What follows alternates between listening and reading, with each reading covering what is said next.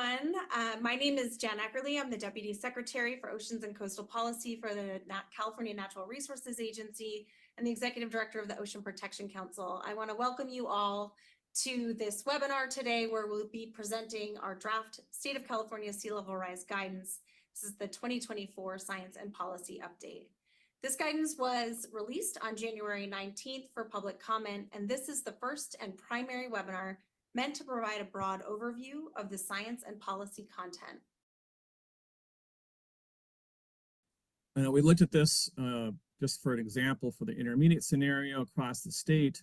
What we found is that the shallow water table and emerging water table, the groundwater hazards could affect about 2 million residents and $500 billion in property and roads and critical facilities, et cetera, et cetera.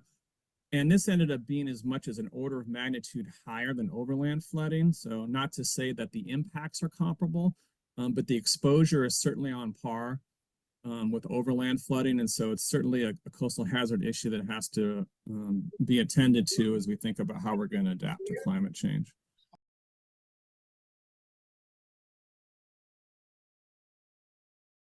To welcome Dr. Christina Hill, who is from the University of Berkeley and is also on our task force, who's going to be joining us for this Q&A discussion.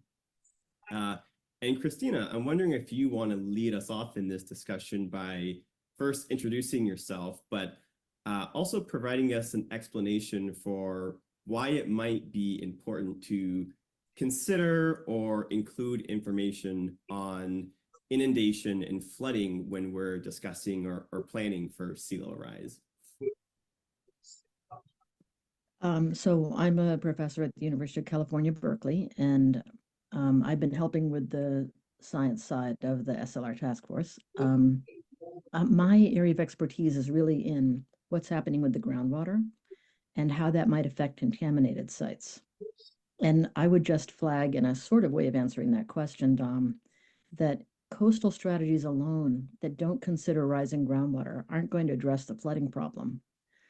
Long before that groundwater is emergent, it's going to have some of the impacts that Patrick Barnard talked about, where it could have an impact on building foundations, underground pipe systems, soil strength, lots of different issues that are going to come up as a result of higher groundwater. So on the contaminated site side, it's really a game of inches, not 4 to 6 feet. It's really about, is the contaminant going to be inundated that wasn't in the past? And that could be just a matter of half a foot or less.